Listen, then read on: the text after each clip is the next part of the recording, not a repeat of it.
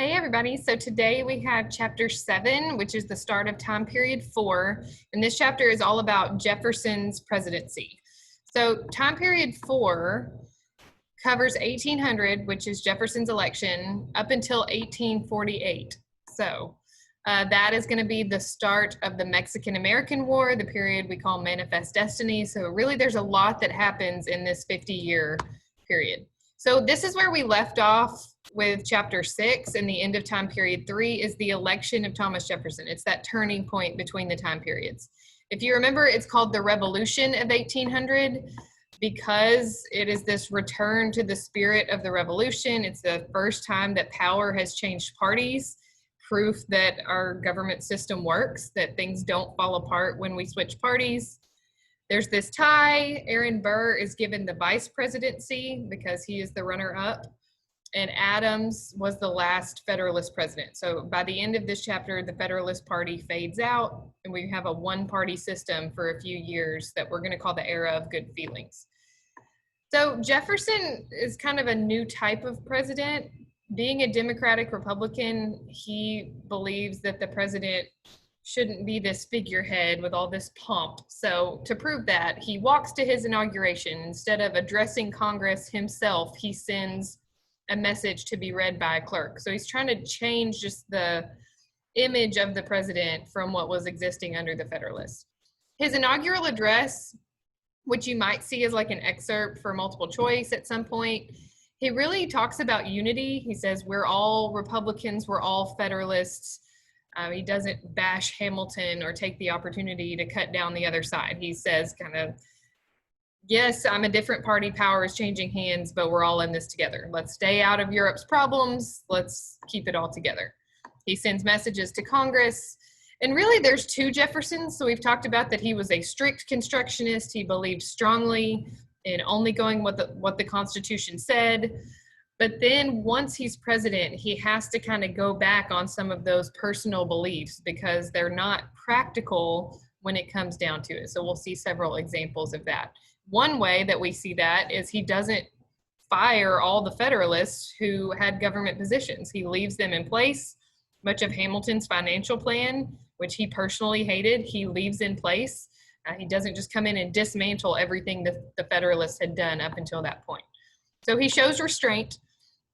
He does a couple things. The Sedition Act, which if you spoke out against the government, you could be punished. He pardons those who had been persecuted under that or prosecuted. He does repeal the whiskey tax. You remember that was very unpopular when the farmers caused the rebellion, so he repeals that. Other than that, the debt assumption, the national bank, all of Hamilton's major things, he leaves them in place. He doesn't take those apart. So it is proof that the two-party system works. Even though Washington warned against it, we were a little skeptical, power does change hands and the country doesn't fall apart. So that's a big deal. Couple really important people here. So John Adams, right before he leaves office, is going to appoint a bunch of judges. We call them the midnight appointments because it was like right at the last second before he leaves office. It's kind of a sneaky way to get a bunch of his followers in these important judgeships before his party is out of power. The Democratic Republicans under Jefferson are angry about this, saying that's not fair. One of these appointments is a very important figure, Chief Justice John Marshall. So throughout the year, we have several, call them the APUSH immortals. They're the guys who it seems like they never die and they're around forever. So John Marshall is our first APUSH immortal. He is Captain America of the APUSH immortals.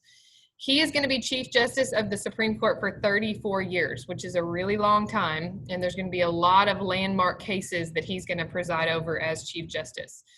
What you need to know about him, he is a strong Federalist and believes in the power of the federal government. Long after George Washington and Hamilton and the other Federalists are gone, he is still going to be on the Supreme Court handing down these decisions that give power to the federal government instead of the states. And we'll see a lot of that.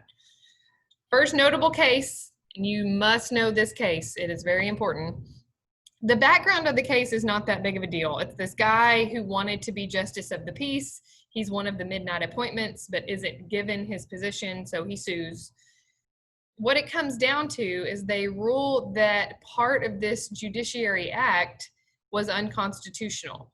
So this is the first time that the Supreme Court, under John Marshall, is making that call. And this power is called judicial review. And it's really the main function of the Supreme Court now, is they're the ones that get to decide whether laws are constitutional or not. This is really the first time they're exercising that power, and it sets that precedent for that being the role of the Supreme Court. So Marbury versus Madison, judicial review. They get to review the laws and decide if they're constitutional or not. So Jefferson, if you know about him, remember he was for states' rights. He wanted everyone to have their own little farm. That to him was the American dream. So he does not want to get involved in Europe's problems. So in order to do that, he thinks if we have a tiny military, there's no way we can fight in Europe's wars because we won't have anything to fight with. The problem is there are pirates, yes, pirates, in North Africa. We call these the Barbary states, where our ships, if they're trying to trade, are being attacked, and we're forced to pay money to these pirates so that our ships can trade without being interfered with. Yeah, there's a pirate.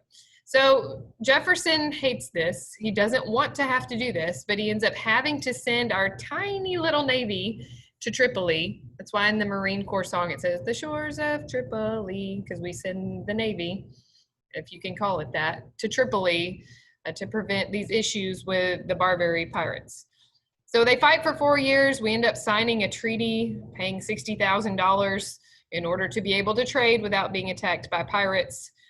And because of this, Jefferson decides he really likes tiny gunboats. They don't look like this. This was just a silly example, but that's what our Navy is going to look like under Jefferson. They call it the mosquito fleet because they're these tiny little pitiful ships that we're going to construct as our Navy, because he doesn't want to have a big, powerful naval fleet that can get into fights out on the sea. But we have these quick little tiny vessels that are going to be kind of made fun of by the Federalists for how pitiful they are. Big topic here. That's why it's in red. Louisiana Purchase. I'm sure you already know about this. Spain is going to give New Orleans back to France. After the Revolutionary War, that changed hands, but this is where it goes back to France. The United States is not happy with that, because if you remember from world history, Napoleon is the leader of France, is fighting with much of Europe, and is taking over really a lot of Europe. So James Madison, Monroe, and Livingston are sent to France to try to buy New Orleans. Jefferson tells them, you can offer $10 million for the city of New Orleans, thinking we have to have this. It can't fall into the wrong hands. Instead, Napoleon, because he's distracted and has bigger fish to fry in Europe, says, how about you have New Orleans and you can have all of our land for $15 million. It is an insane deal. They can't believe this. Jefferson, being the strict constructionist that he is, has a moral dilemma. Like, the Constitution doesn't say I can buy all this land, so what do I do? Everyone else is like, buy it. This is a ridiculous deal. You're crazy if you don't go through with this. So it's not constitutional. This is what I mean by there's two Jeffersons. One ideology Jefferson was not okay with this, but in practice it makes sense to double the size of our country for an insanely cheap price. So he purchases the Louisiana Territory from Napoleon from France. So there go the French. They're gone. 1804, he sends Lewis and Clark to explore the new territory. Their Native American guide is Sacagawea. I'm sure you've heard of before. They explore for 2.5 years. They make countless logs of things that they see, landmarks, animals. At one point, they find a prairie dog, which they had never seen before, and sent it to Jefferson, the White House, like, hey, look at this thing, kind of crazy. So they're just sending back and making maps of everything that they're finding in this new territory. All right, Aaron Burr, if you're a Hamilton fan, you know a little bit about him. He kind of goes off the rails, goes a little crazy here. So in the second term, he's dropped as vice president. He's dropped from the cabinet under Jefferson. He decides to plot a secession, so get New England and New York to leave, to separate from the rest of the country.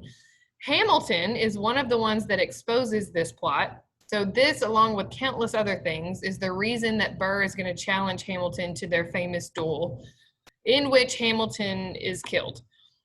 So Burr ends up having another plot for secession where he's going to get the western half of the United States to secede. At one point, he wants to invade Mexico in Florida. He goes crazy. So he ends up being tried for treason. Although he is acquitted, he ends up fleeing to Europe. When he's there, he's trying to convince people to plot an invasion of America. So Aaron Burr goes crazy after the duel with Hamilton. But needless to say, his political career in the United States is over after the duel. And sadly, this is the end of Hamilton, who's still young, in his 40s when he's killed. And really the end of the Federalists is going to come not long after this. Jefferson gets reelected. The main problem now is going to come between Britain and France. So if you remember from world history, Napoleon and the French are fighting the British. Both of them are messing with American trade. We can't trade out on the ocean because Britain and France are stopping us from doing that. One thing the British are doing is kidnapping American sailors. I probably should have put this term in red. It's really important. It's called impressment. I mentioned it in the last chapter. This is making Americans very angry. And there's a lot of debate about the real cause of the War of 1812, but you can draw it back to this as being a big factor, that the British are kidnapping American sailors against their will, forcing them to serve in the British Navy, like would tie them up or knock them out, drag them onto the British ships and take them away. Like, that's not okay. You're not just messing with trade, you're stealing American citizens out on the sea. Jefferson thinks that the way to get back at them is to hit them in the pocketbook. So he has this plan for an embargo, that if we stop trading with Britain and France, they'll come crawling back to us. They'll stop impressing our sailors, stop messing with our trade, come begging for our trade once again. This backfires majorly. It is the biggest fail. So if you had to question about successes and failures under Thomas Jefferson, huge fail right here. The embargo does not work. Horrible effects. It hurts the US economy. Britain and France don't need us nearly as much as Jefferson thought they would, so they don't come crawling back. Our industry shut down. Farmers can't sell their crops. It ends up being replaced by the Non-Intercourse Act, which is basically the same thing. This one only applies to trade with Britain and France. It makes it to where you can trade with other people. It opens it up a little bit, but still not enough. So huge fail, Thomas Jefferson, bad call with the embargo, does not go well. James Madison becomes the 4th president. He is also a Democratic Republican. Remember, there's no more Federalists that are going to be elected. Madison, this is a little bit confusing, and I know AMSCO just really skimmed what this was about. It's similar to the embargo and the Non-Intercourse Act, but it's like dangling a carrot in front of Britain and France and said, okay, whoever wants it will trade with you. If you will stop restricting your trade, we'll trade with you and not with the other one. So if France comes to us first, which they do, we will boycott our trade with Britain and trade only with you. And that's what ends up happening. So it ends the embargo. Napoleon is going to open up trade with America, and we boycott trade with Britain. So we reestablish the embargo against Britain only. It's basically like we need to trade with one of them. So we're pitting them against each other to see who's going to get our trade. And we're, bribing them with an embargo against their enemy if they're willing to trade with us. Yes, and this signals the impending doom that we're trying to avoid getting sucked into Europe's problems, but it's too late. We already are. Meanwhile, out west, this is kind of a random out west.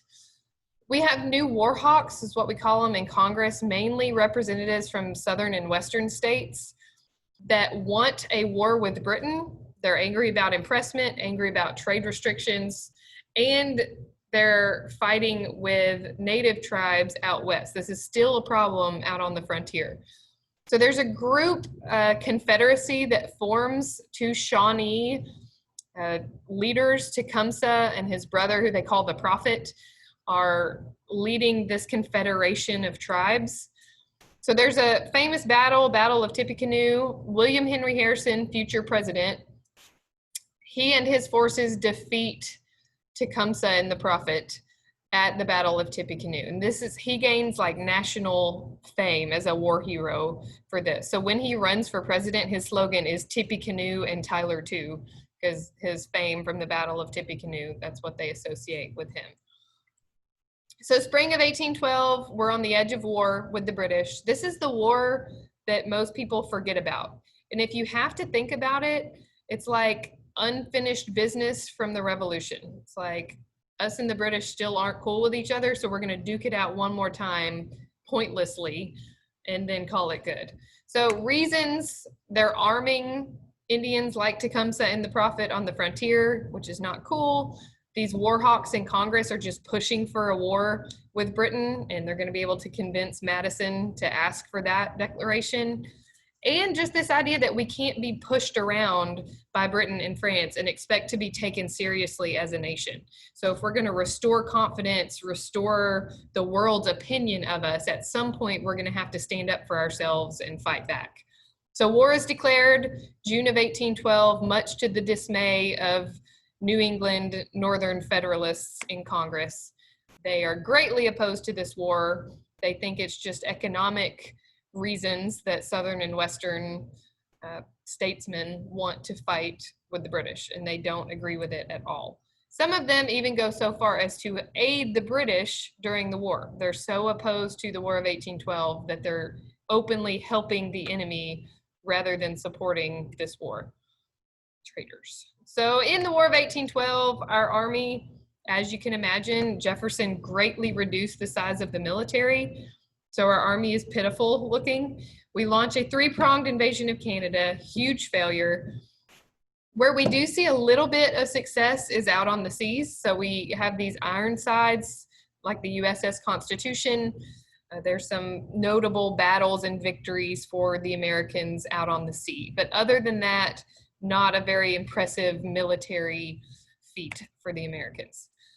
Meanwhile, in Europe, this is not good for the United States. Napoleon is defeated in 1814. So now the British, who had been splitting their attention, dealing with Napoleon and with America, can now focus their attention on the United States and their forces and their money. That's not good that Napoleon gets defeated. This is the war where the White House and the Capitol are burned. Famous stories of Dolly Madison, the First Lady, saving paintings from the White House. That's where this happened. This is also during the bombardment of Fort McHenry, where Francis Scott Key wrote the Star-Spangled Banner, our national anthem. This is interesting. This is a recent photograph in the last 10 years or so of them preserving the actual flag that was at Fort McHenry. And if you go to the Smithsonian Museum in Washington, D.C., the Museum of American History, you can see the actual Star-Spangled Banner. As you can tell, it's pretty rough looking now, but it's really, really awesome to look at. If you've ever been there, or if you ever get the chance to go there, you should go see it. It's cool. So we've talked about that there's always one battle that you have to know from every war. So from the American Revolution, it was Saratoga, because it was a turning point where the French came in. War of 1812, it's the Battle of New Orleans, which you may have heard the folk song by Jimmy Driftwood down here. 1814 took a little trip. If you haven't, you should go listen to it. But that's not why it's significant. It's significant because, one, it's going to propel Andrew Jackson to national fame as a war hero. Old Hickory is his nickname. The U.S. win this war. They drive the British out all the way to the Gulf of Mexico. This is the big effect. It revives nationalism. It's this huge celebration of the American victory, that we're defeating the British. The problem is, it was 2 weeks after the war was already over, but because it's 1814, we don't have calls or texts to tell them, hey, don't bother fighting, the war's over. They don't know that. So it's not a decisive battle militarily, but it does revive that nationalism. That's the biggest effect of the War of 1812, is this huge surge of American pride and nationalism. So the treaty, it's actually not in Paris for once, it is in Belgium. Treaty of Ghent is signed on Christmas Eve, 2 weeks before the Battle of New Orleans. What they agreed to do: one, stop fighting. Any territory that was gained or lost on each side, give it back to how it was before the war. So nobody really gains or loses anything. So essentially, it was totally pointless. The Americans view it as a victory in that they've just reasserted their role in the world, that we're not going to be stepped on by Britain and France, that we're going to fight back. We held our own for a second time against Britain. So it's just proof that we're a legitimate nation that deserves some sort of respect, even though we didn't really gain anything out of this. Last thing here, really important, Hartford Convention. So this is during the War of 1812, and it is a meeting between northern states who are really angry about the War of 1812. So here they are: Massachusetts, Connecticut, Rhode Island, New Hampshire, and Vermont. Delegates get together and really make a list of all the things that they're mad about, a list of demands, saying that Virginia is too powerful. They call it the Virginia dynasty, that so far 3 out of the 4 presidents have been from Virginia, that these war hawks in Congress from Virginia and the South are making all the decisions and pressuring the president to do what they want. The problem is the war ends. There's this wave of nationalism and joy that this war has gone well for the United States. So they never really get to deliver their demands. If they're going to, it just looks petty now that the war's over. This is going to mark the death of the Federalist Party. So Hamilton has already died. We know Adams was the last Federalist president, but the Hartford Convention is the last meeting of Federalists. After this point, they're going to fade away, just like fade away jump shot. So there they go, fading away. No more Federalists. So in the next chapter, we'll be in the era of good feelings, where there's only one political party until we get to Jackson, and then we'll get a second party system that forms around Jackson. So this cartoon shows the Hartford Convention, and these are supposed to be the northern states. I know you can't see this, but this is King George, and they're saying to each other, like, oh, should we jump back into the arms? It says to leap or no leap. Do we jump back into the arms of England? And it's like, oh, brother Massachusetts, what do we do? They can't decide what they need to do. So to wrap up today, if you've watched to this point in the video, I want to give you an opportunity for some bonus. So if you've watched all the way to the end, you can send me an email where you write a very short poem. It can just be a couple of lines, or it can be long, it's up to you, about something in this chapter or in this video. It doesn't have to be a red term, but it can be. So if you send me an email with a poem about one of the topics from this chapter, and don't tell other people, keep it to yourself, because it's really a test to see who watched the whole thing and did what they were supposed to do. You have the opportunity for bonus points if you do that. So good job watching all the way to the end. Hope you learned a lot about chapter 7.